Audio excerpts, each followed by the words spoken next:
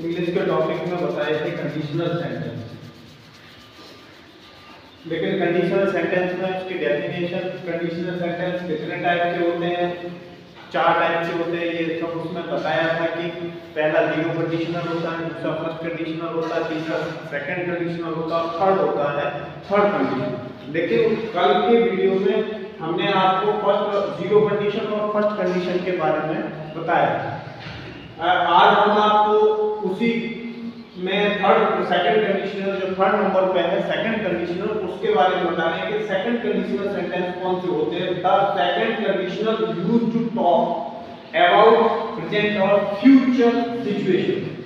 Second conditional sentence वे sentence होते हैं जो हमें ये बताते हैं कि माने जो बात की जा रही है, सब्जेक्ट के द्वारा जो बात की जा रही है, वो बात प्रेजेंट अथवा फ्यूचर की सिचुएशन के बारे में बात की जा रही है। अर्थात वहां पर जो सिचुएशन सेंटेंस के अंदर बन रही है, वो सिचुएशन बन रही है या वो प्रेजेंट टेंस की है अथवा फ्यूचर टेंस की। इसलिए दैट आर अनरियल, लेकिन जो सिचुएशन प्रेजेंट अथवा फ्यूचर में बन रही है वो सिचुएशन अनरियल, इमेजिनरी, अर्थात उस सिचुएशन की कल्पना की गई है अथवा वो अवास्तविक है, उसके होने की बहुत ज्यादा संभावना नहीं है, less likely to happen. Good morning children.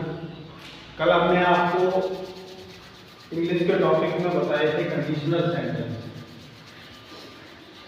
लेकिन कंडीशनल सेंटेंस में उसकी डेफिनेशन, कंडीशनल सेंटेंस कितने टाइप के होते हैं, 4 टाइप के होते हैं। ये सब उसमें बताया था कि पहला जीरो कंडीशनल होता है, दूसरा फर्स्ट कंडीशनल होता है, तीसरा सेकंड कंडीशनल होता है, थर्ड होता है थर्ड कंडीशन। लेकिन कल के वीडियो में हमने आपको फर्स्ट जीरो कंडीशन और फर्स्ट कंडीशन के बारे में बताया। आज हम आपको उसी में थर्ड सेकंड कंडीशनल, जो थर्ड नंबर पे है सेकंड कंडीशनल, उसके बारे में बता रहे हैं कि सेकंड कंडीशनल सेंटेंस कौन से होते हैं। The second conditional used to talk about present और future situation.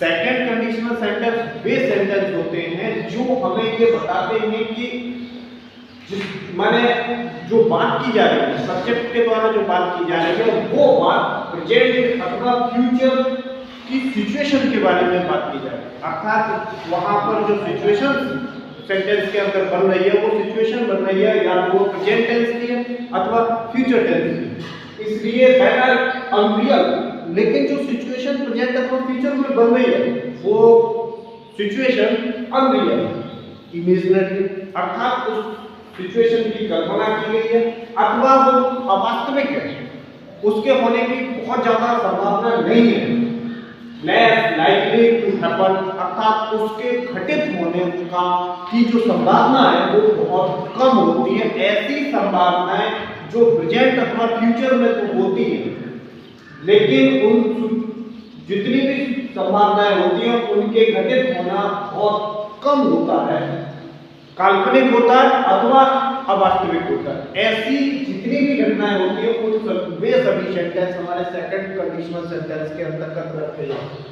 In the second conditional the if clause is in the simple past tense. जब इस तरह की घटना होगी तो उसमें जो इफ क्लॉज वाला वाक्य होता है उस वाक्य को हम सिंपल के पास्ट टेंस में बनाते हैं, और जो मेन क्लॉज का वाक्य होता है उस वाक्य को हम किसमें, उस वाक्य में 100% हमें क्या गोल्ड माइट के बाद एक इंफिनिटिव का यूज करना पड़ता है। जिस तरह से इंफिनिटिव टू है, दैट है, इन सभी इंफिनिटिव्स का यूज करने के बाद हम जो सेंटेंस बनाएंगे वो हमारा सेंटेंस सेकंड कंडीशनल होगा।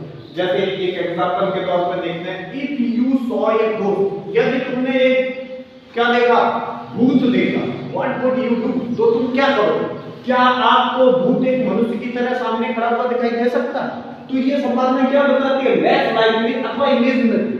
भूत को सामने खड़ा हुआ देखना यह सिर्फ एक इमेजिन होता है, सिर्फ एक कल्पनात्मक चीज होती है जो कभी संभव नहीं हो सकती। इसलिए ये जो सेंटेंस है वो सेकंड कंडीशनल सेंटेंस के अंतर्गत आता है, क्योंकि ऐसी घटना के घटित होना बहुत कम संभावना में रहता है। दूसरा sentence, if I were A bird, यदि मैं एक चिड़िया होता, I would fly freely in the sky. क्या किसी मनुष्य को आपने चिड़िया बनते हुए देखा? ये सिर्फ एक इमेजिनरी तो ये काल्पनिक चीज है जिसके लेस लाइकली घटित होने की संभावना को बताता है। तो ये आपके ऐसे सेंटेंस थे जो सेकंड कंडीशनल सेंटेंस के अंतर्गत आते हैं। इसके बाद मैं आपको बताना चाहूंगा कि लास्ट जो फोर्थ कंडीशन है वो है थर्ड कंडीशनल सेंटेंस। इसमें the third conditional is used to talk about past situation.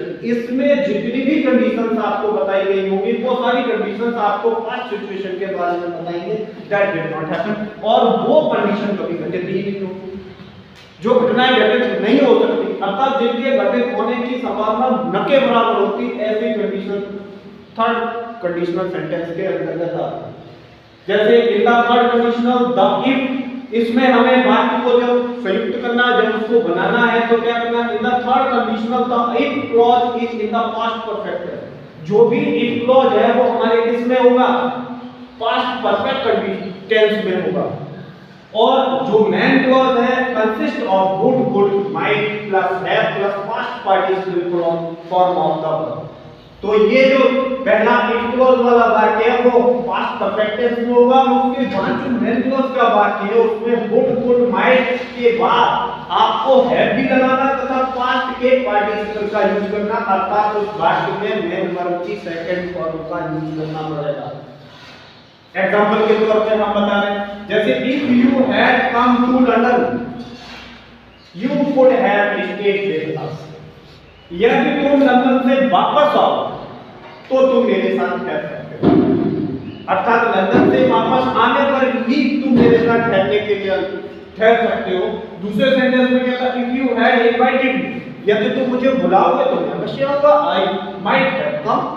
यदि आप मुझे बुलाएंगे तभी तो मैं आऊंगा। तो देखो यहाँ पे भी बुलाने की संभावना बहुत कम दिख रही है, जिसमें ये कहता है कि देखो यहाँ पे हर उस चीज को कहते हैं जो पास्ट सिचुएशन को बताती है। जब पास्ट सिचुएशन को बताती है तो इसमें भी एग्जांपल में भी हमें वही पास्ट सिचुएशन दिखाई देती है कि यदि तुम बुलाओगे तो मेरा आना संभव होगा, अदरवाइज नहीं।